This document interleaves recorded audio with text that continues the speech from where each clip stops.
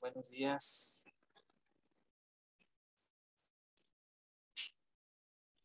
Hola, profe, buenos días. Buen día, profesor. Buenos días. Buenos días. Buenos días.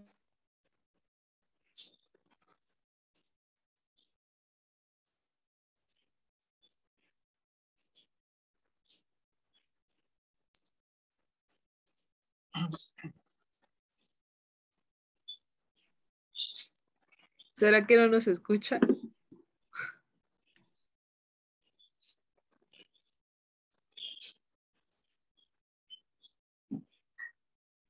Hola. Comprobado, sí, no nos escucha. Ya nos mandó mensaje en el grupo. ¿Están ahí, sí o no?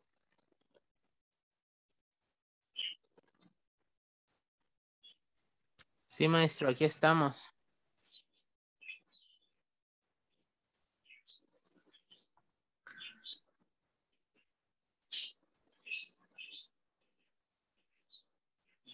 Qué raro.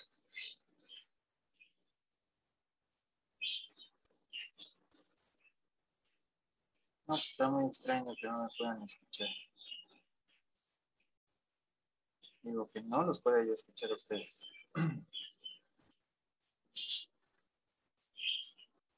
Bueno, pues vamos a empezar. Aunque yo no los pueda escuchar. Yo no los escucho a ustedes, pero ustedes dicen que sí, ¿no?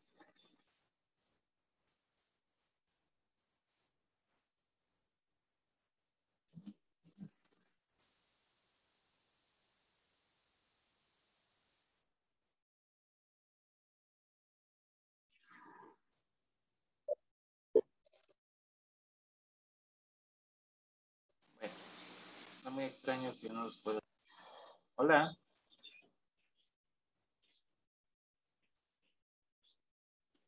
Como que parecía que se quería escuchar. Pero bueno. No sé. Ajá, diga. Ya nos escucha. Ya. Ok.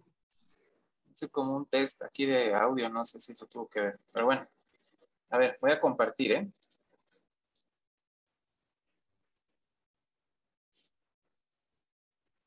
¿Ya ven la presentación?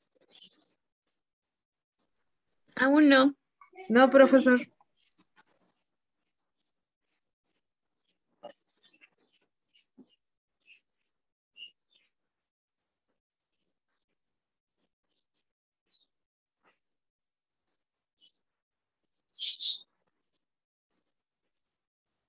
Bueno, ahí me indican cuando vean.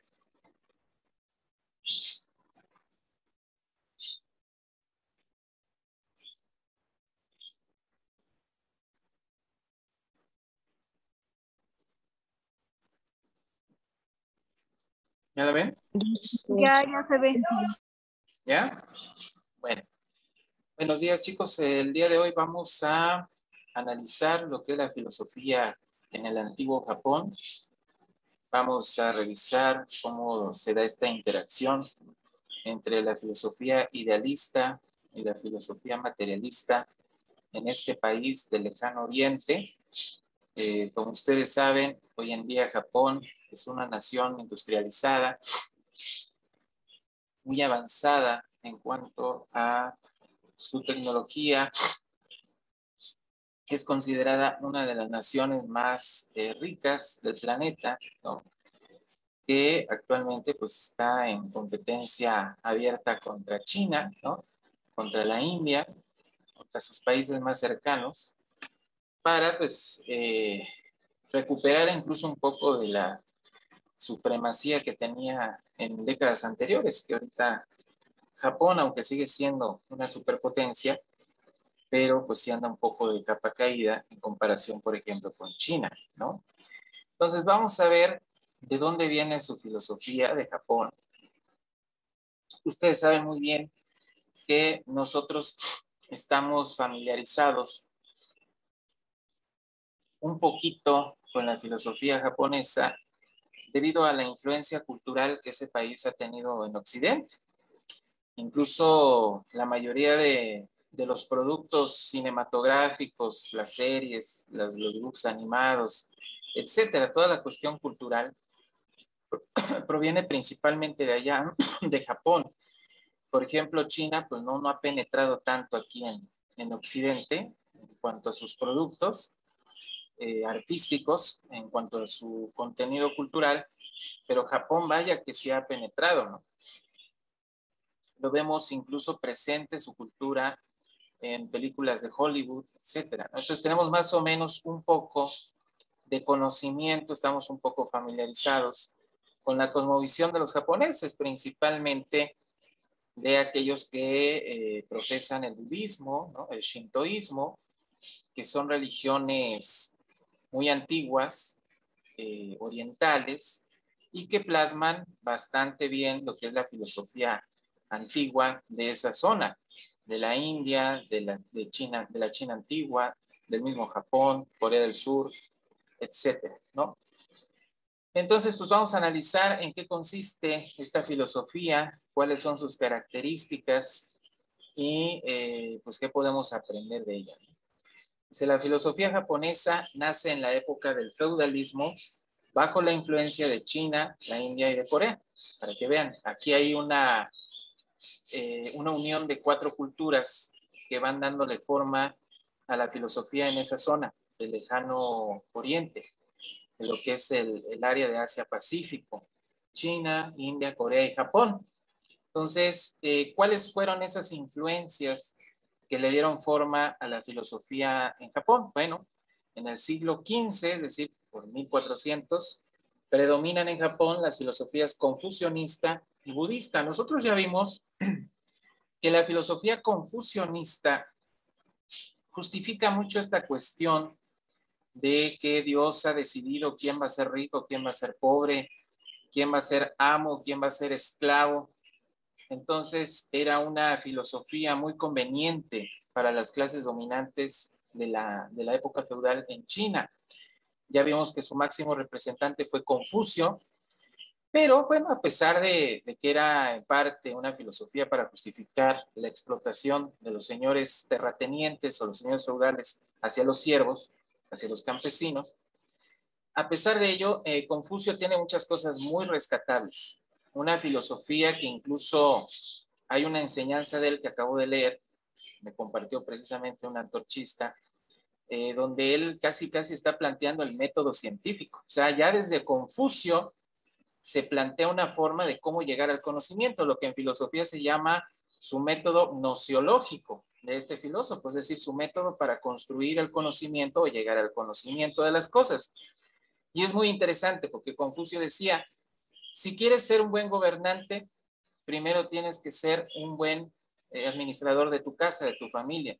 Si quieres ser un buen administrador de tu casa, primero tienes que conocerte a ti mismo. Si quieres conocerte a ti mismo, tienes que conocer tu entorno, ¿no? Tu entorno social, natural.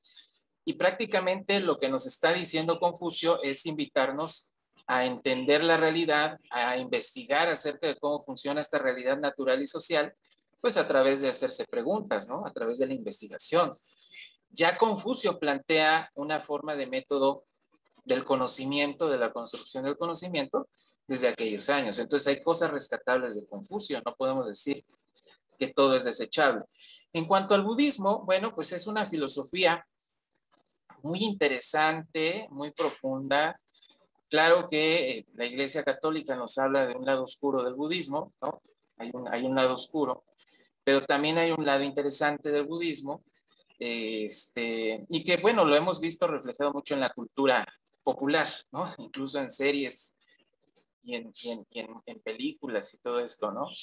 Pero principalmente el budismo lo que nos invita, ahora sí que la esencia de esta filosofía es invitarnos a huir del sufrimiento. Esa es la base principal del budismo. La búsqueda constante de métodos para escapar del sufrimiento, para liberarnos del sufrimiento. El hinduismo tiene un principio muy similar, finalmente son religiones que están emparentadas, ¿no? Pero obviamente los métodos a lo mejor pueden variar. En el caso tanto del budismo como del hinduismo, un método para liberarse del sufrimiento en la tierra, pues es el yoga, ¿no? Hay una serie de ejercicios, incluso en Occidente se han vuelto muy populares a partir de los años 60, 70, con esto del movimiento Nueva Era, que llegó al Occidente, y ahora ya todo el mundo practica el yoga, ¿no? Mucha gente cree que el yoga solamente son ejercicios, pero no.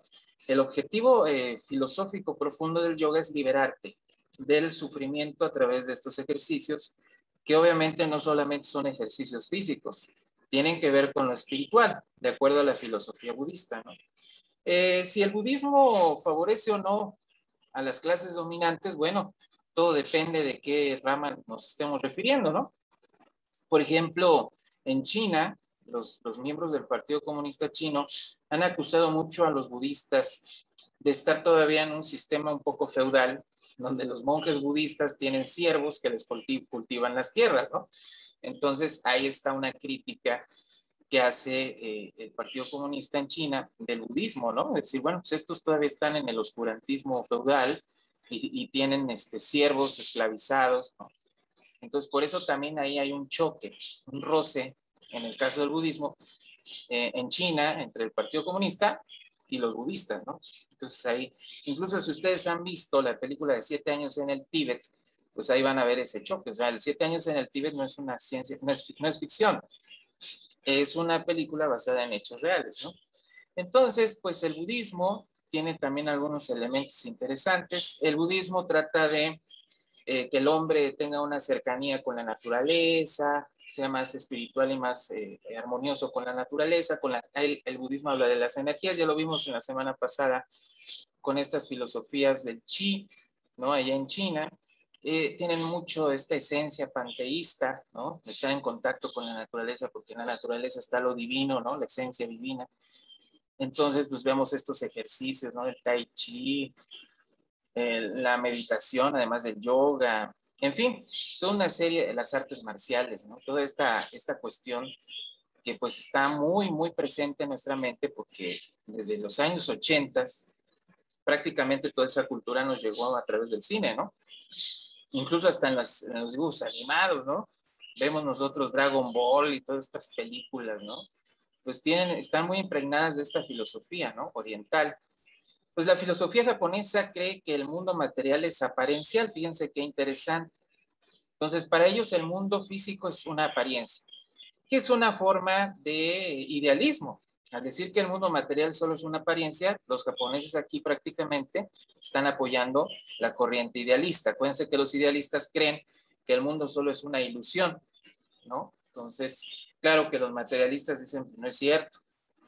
Ponte a media carretera y espérate a que pase un camión y vas a ver que no es una ilusión.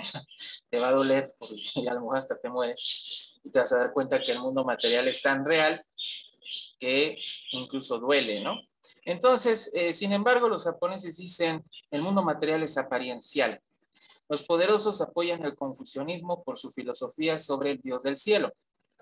Obviamente, Japón vieron que en China les funcionaba el confucianismo para justificar el dominio de unos cuantos contra los siervos, pues obviamente por eso conservan el confucianismo. Recordamos que el confucianismo justifica el poder y la autoridad de las clases dominantes. Los confucianistas japoneses pensaban que el principio ideal Ri es primario. En contraste, el principio material Ki es secundario y subordinado a Ri. O sea, eran idealistas los japoneses, si se dan cuenta. Para ellos lo principal es lo ideal, el Ri. Lo secundario, lo material, el Ki. Tan es así que los japoneses, los budistas en general, japoneses, chinos, hindúes, tienen la idea de que con la mente puedes manipular la realidad, que tú puedes crear materia a través de la mente. Incluso hay leyendas que dicen que hay monjes budistas que llegan a tal nivel de su entrenamiento, ¿no? De su preparación espiritual, que pueden materializar personas, ¿no? Hay una historia por ahí de un monje que creó un sirviente, ¿no? Con solamente pensarlo, obviamente teniendo cierta sabiduría, ¿no? Me acuerdo también de otra película que maneja mucho este rollo oriental, pues Star Wars, ¿no? Si ustedes ven la Guerra de las Galaxias con esta idea de la fuerza y todas estas cosas, los Jedi, pues tiene mucho tufo budista, ¿no? Si ustedes lo analizan con cuidado, pues es casi budista, ¿no? En la filosofía que nos están presentando en esa saga, la meditación y la armonía con la fuerza y todas esas cosas, pues tienen que ver con esto, pero curiosamente ellos están más del lado del idealismo, ¿no? Es decir, la idea, la conciencia es más poderosa que la materia, porque yo puedo con mi mente manipular la materia, ¿no? El mundo material, ¿no? Entonces, está muy interesante todo esto, pero el mismo Lenin, hasta el idealismo, pues vamos a ver qué aspecto. Dice la filosofía del japonés, que su apariencia actual, su concepto es muy interesante y precisa, claro que ahora hay mucha controversia, ¿no? Es una afirmación. Bueno, pues la ciencia, que el universo sí tuvo un Big Bang, ¿no? Es eterna, ¿no? A lo mejor, probablemente, hay hipótesis, se hablan de las que dicen que siempre en origen al universo. El universo no tiene un creador, sino que es eterno. La retoma ellos sostienen, no decir que sin tapujos, que el universo es científico, con esto de la teoría del Big Bang, si realmente es eterno, o pregunta, la materia en sí, o qué sucede ahí, ¿no? Entonces, esa es una gran pregunta que se ha planteado tanto la filosofía, los métodos, la filosofía tiene los suyos, entonces, pues, pero van de la mano, ¿no? O sea, por ejemplo, un buen físico, un buen tiene que saber de filosofía. No puedes ser astrónomo y no puedes ser físico si no tienes... Aquí vemos este postulado de Yamaga Soko, que es motivo de controversia dentro de la comunidad científica. Para Soko, el mundo no tiene ni principio de movimiento y de desarrollo ininterrumpido. Este es otro concepto que también... Porque aquí ya nos está hablando Soko de la dialéctica, del movimiento eterno de las cosas en el cambio, que todo está en constante evolución, de forma ininterrumpida. Entonces, esta idea del movimiento y del cambio, esta idea la trata de demostrar a través de las transformaciones que ha sufrido la sociedad desde la época primitiva hasta la época actual. Vemos cómo se han ido transformando los modos de producción desde la comunidad primitiva. Vemos una transformación, como decía Marx, no tanto de qué se produce, sino de cómo se produce, ¿no? Por ejemplo, maíz, acuérdense que los antiguos habitantes incluso tenían técnicas avanzadas para su época, para hacer... Hoy en día ya con la tecnología eran muy rudimentarias, hoy en día ya tenemos el cambio, la transformación, la evolución, trata de mostrar que también, insisto, no tanto en cómo la muerte de una cosa o criatura están interconectadas. Una visión muy optimista, porque regular algo negativo, algo indeseable, ¿no? Y desgraciadamente en la naturaleza, en este mundo material, y pues que todos vamos a pasar por ahí. ¿Me oyen?